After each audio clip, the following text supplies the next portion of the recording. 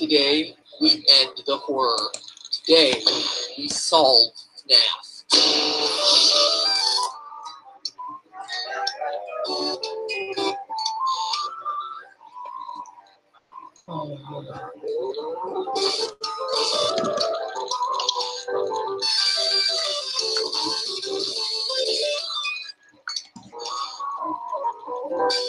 Hello, Internet! Welcome to Game Theory, where, after months of intensive therapy, I'm back to finally put the original FNAF tetralogy to rest. It's done. No more Halloween updates, no more FNAF 5 rumors, and no more fan. Suck on that, you multi-bladed propeller of air. So shortly after my last Freddy theory, I arranged a live stream with some fellow FNAFers to close the book on the series. And what happened was something that none of us expected. We have it, we're back. No, not the stream issues. Scott started talking to us. Well, kinda. He kept updating his site, scottgames.com, with cryptic messages as to the true meaning of the game. What is seen in shadows is easily misunderstood in the mind of a child. In the FNAF 4 minigame, why would the tiny toy Chica be missing her beak? And finally, 4 games, 1 story. It was incredible! After a year of taking shots in the dark, finally we were, in a way, hearing back from the man who knew all the answers. Scott Cawthon, the creator, was reaching out from the shadows to give us, for pretty much the first time ever, concrete leads as to where to look. But what did these cryptic clues mean? In the moment, the best I could do was this. Is it possible that FNAF 2 didn't actually happen? But in the days that followed, those 3 clues led theorists on Reddit, Steam, and YouTube to completely throw out everything that they knew about the franchise. What if we were looking at the franchise all wrong? Instead of counting animatronic toes, calculating minimum wage rates, and tracking Purple Guy's work history, maybe we needed to take a step back. What if everything in FNAF was just a dream? That's right, a FNAF dream theory, that everything we played through in these games was created in the mind of the FNAF 4's crying child. It sounds like a cop-out, right? Like a lazy storytelling cliche. Maybe, but stay with me. Even if you think you've heard parts of this theory before, you'll want to stick around. I've unearthed the clues that finally put our year and a half of FNAF speculating to rest. Of the 3 clues Scott gave us that day, the most damning one was the last one. Why would Tiny Toy Chica be missing her beak? What? In the FNAF 4 minigame, you can talk to a small girl on the playground with toy versions of Bonnie, Freddy, and Chica, but her beak is missing? During the stream, we were all like, Scott, please. But when we looked, sure enough, there it was. A few orange pixels laying on the ground. What?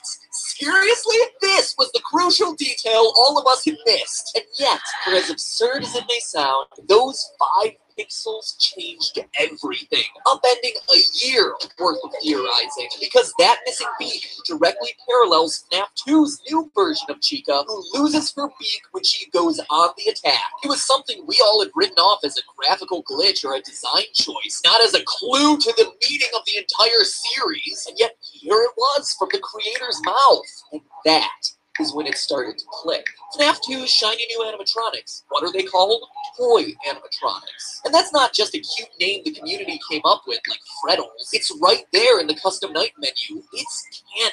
That's a strange name for a bunch of robots, right? Unless it's meant to be taken literally, and then they're all just a bunch of oh my god. What if they are toys, and this is all just a dream scenario inspired by these little guys? Well, let's keep going with this toy clue. I mean, obviously, the toy animatronics are shiny, plastic-looking fake, just like a small plastic action figure would be. But it explains a bigger question about FNAF 2, the look and design of Mangle. I mean, seriously, the story we're told to believe in this game is pretty absurd, that kids just rip it apart and put it back together again, and so the employees just leave it as a mangled collection of parts for small children to play with. What parent would ever be comfortable letting little Timmy touch that thing? Oh, and here's a cute thing for you to play with. Oh my gosh, who could have seen that coming? But if we assume FNAF 2 is in the mind of a child who has seen all these toys, Mangle makes a whole lot more sense. It's just a dismantled toy. Think about Sid from Toy Story, who fuses various toys together to create hideous abominations. This explains Mangle's 2 heads. I don't care how much you redesign Foxy, no one planned him to have 2 heads. In fact, note that Mangle appears in a girl's room. An insignificant detail? I don't think so. The Chicky Beat shows that this girl's toys fall apart, just like Mangle, the tear apart, put back together toy. And toys explain FNAF 1 too. The crying child of FNAF 4 has 4 plushies in his room. The crew from FNAF 1. Plushies, as in soft stuffed animals. What are the original 4 animatronics made out of? Soft materials. Fur and fabric, not plastic like the toys. So much so that the one thing that we hear about them throughout the series is that these old animatronics collect odors and never get washed, just like an overused and overloved stuffed animal. But the parallels don't stop there. Why is Foxy out of order in FNAF 1? Well, the plushie he's based on is missing its head. How about Foxy's jump scare, popping in abruptly from behind a wall? It's awfully similar to the way the brother scares the crying child throughout FNAF 4, in his Foxy mask, no less. And how's Golden Freddy fit into this? Well, in the hidden FNAF 4 Easter egg, we see on the TV that the show Fredbear and Friends features the Golden Fredbear alongside the core 4 of Foxy, Freddy, Bonnie, and Chica. That's your cast from the first game. The dream of FNAF 1 was inspired by this show and the plushies, hence it not containing any of the other animatronics. Even the fact that the child doesn't have a Golden Freddy plush, and that instead he has his imaginary friend, a psychic friend, Fredbear, who appears and disappears at will, directly references Golden Freddy's ghostly behavior in FNAF 1 and 2. In fact, every game, design detail, and animatronic can be explained under this theory. The recurring elements of the phone and the fan right there from some of his favorite toys. The fact that no one in their right mind would work in a place like this? Dream, firing an employee for something like odor? It's a child's imagination of what employment is like. How about the weird metaphysical hoops that you have to jump through to access FNAF 3's minigames? Well, dreams have weird rules where dialing codes into cinder blocks makes perfect sense. FNAF 3's Springtrap is directly inspired by the girl in her golden body finger puppet that pinches and traps her finger. The idea that the animatronics stuff you into suits comes from this girl spreading the urban legend that if you die, they hide your body and never tell. The naked endoskeletons come from his time trapped in the supply room. Balloon Boy is the dream version of this kid, excited to go to the birthday party. They even have a single balloon each. Even the oddballs of Shadow Freddy and Shadow Bonnie fit under this theory. They're the product of the crying child being freaked out by the shadows that Golden Freddy and Bonnie cast onto the wall. And while we're on the subject of shadows, Dream Theory even rolls up the purple guy. Let's pull in Scott's second clue. What is seen in shadows is easily misunderstood in the mind of a child. Yes, he could be referencing the shadow animatronics, which are literal shadows. But what he's more likely referencing is Purple Guy helping a fellow employee put on the yellow suit.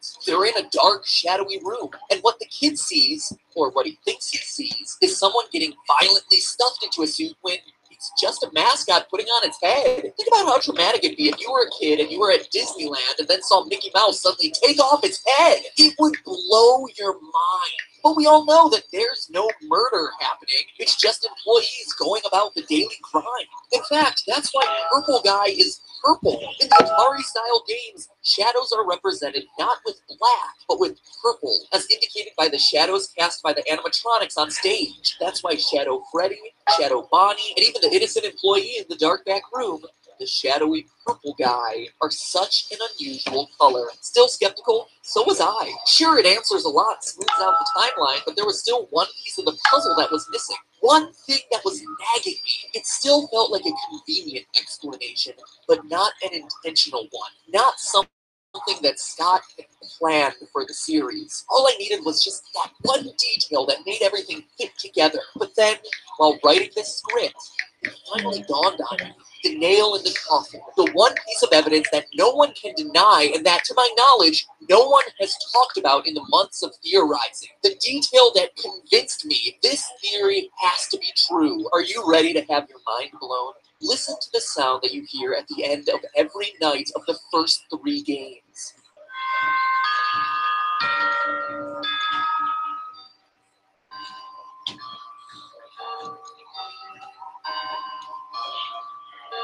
The grandfather clock, chiming the same song every time. Why would the end of my shift in an office be signaled by a grandfather clock chime? It wouldn't unless I was asleep, dreaming in my house with a grandfather clock right outside my room, just like the layout of the crying child's house we see in the FNAF 4 minigames. 6 o'clock a.m., time to get up. But now let's look at FNAF 4. How does each night end there? What is your account? A beeping alarm clock. Why? Because we're no longer in the crying child's house. We're in a hospital, trying to recover from being bitten. Hence the pills, IV, and flower Easter eggs. No hospital has a grandfather clock, but they're all equipped with a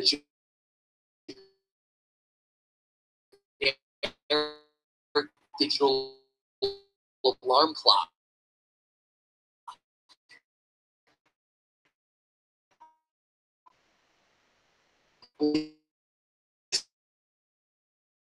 So racing right now. I'm excited about sharing this with you. Finding the Rosetta Stone that unlocks everything.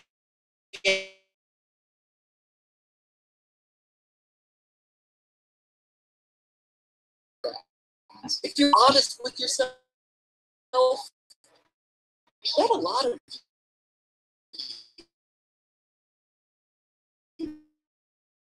You'll notice across my videos cover dream.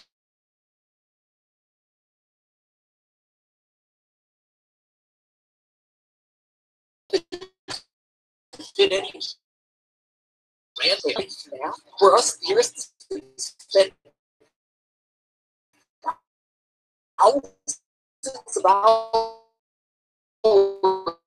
going through all the details together to invalidate all that work. It says that none of it really happened. None of it really happened. And Scott knows this. Let's look at a quote from Scott is up to Halloween DLC. Quote, the story remains completely hidden. I guess most people assume that I filled the game with random Easter eggs this time. I didn't.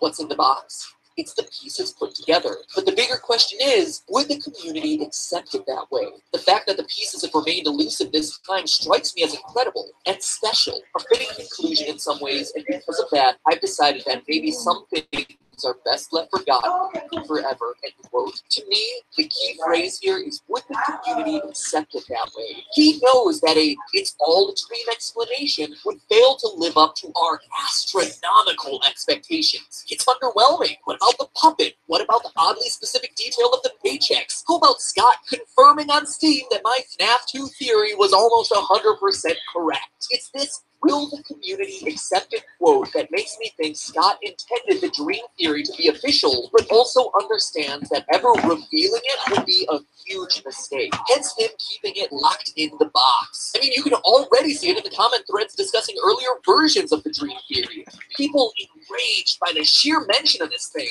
Heck, you'll probably see it in this comment section. But it doesn't have to be that way. Sure, the nights themselves may be a series of dreams, but the lore contained within those dreams doesn't have to be meaningless. In fact, it's not. Think about it. The urban legends the kids are sharing had to start somewhere.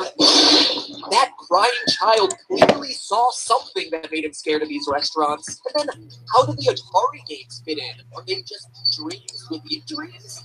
They're not. In researching this episode, I not only found the clues that solidify the dream theory, but also the missing links that we... Dylan, can you hear me? Yes. Yo. Scott's final clue Let's play, yo. I am playing, yo. Okay, my username is Dylan. Alright. Then pause this. Wait.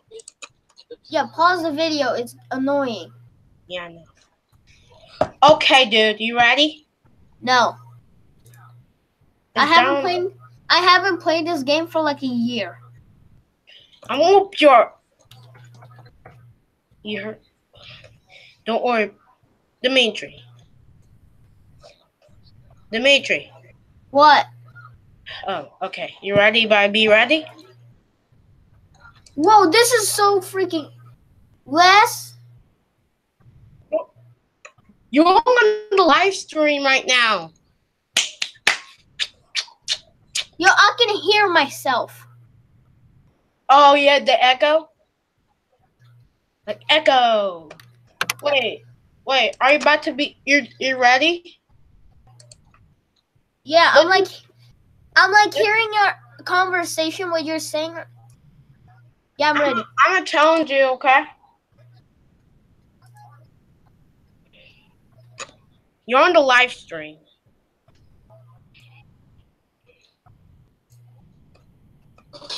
I'm gonna whoop your butt, okay? I'm gonna die. I don't care, Dimitri. You're going down. Down. I'm a cow town. Leaf seed sucks. And quiet, I don't care. Mew!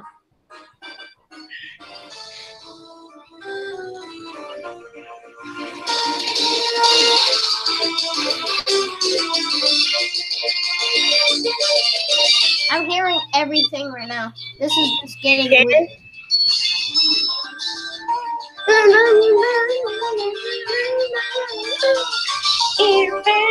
In your face, good. I'm a good drain you.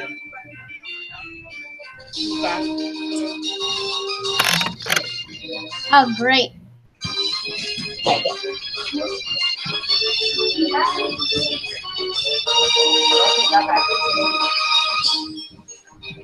Hey, dude. Dimitri. Your turn. I got 15 minutes, okay? Okay, I know. Yes, I hear you. You heard my mama? We got 15 minutes. After that, I need to stop the live stream, but we can still talk, okay? On Hangout. Okay. We can FaceTime. Not FaceTime, but yeah, we can FaceTime. So. You know what I mean, right?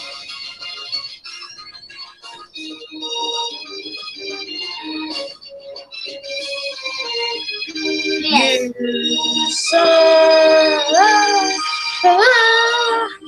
Your turn.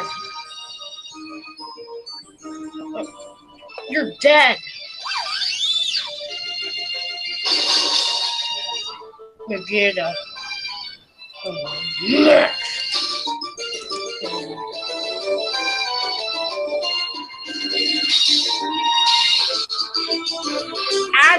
Hey, Dimitri. What? When I stop the live stream and we get done with this battle, I'm gonna call you on my phone, okay? Okay? Okay. On Hangout. So I'm gonna try.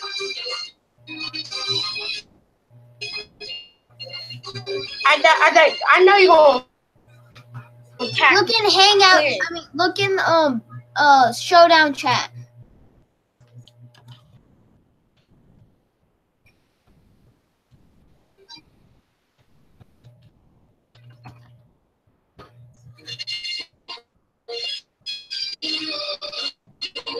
Live stream. No.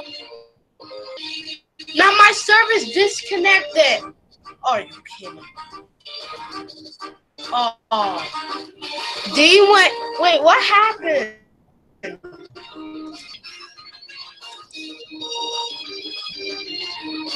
Reconnect. Dimitri.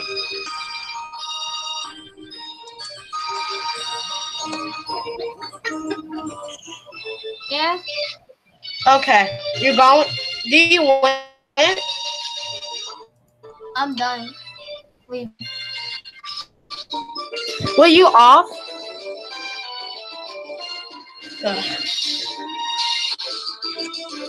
Oh. Woo. Yeah.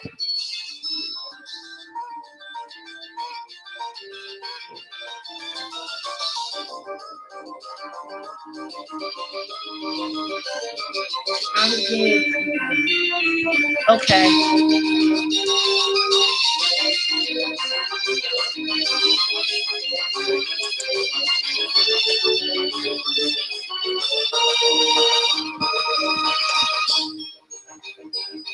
Can we talk?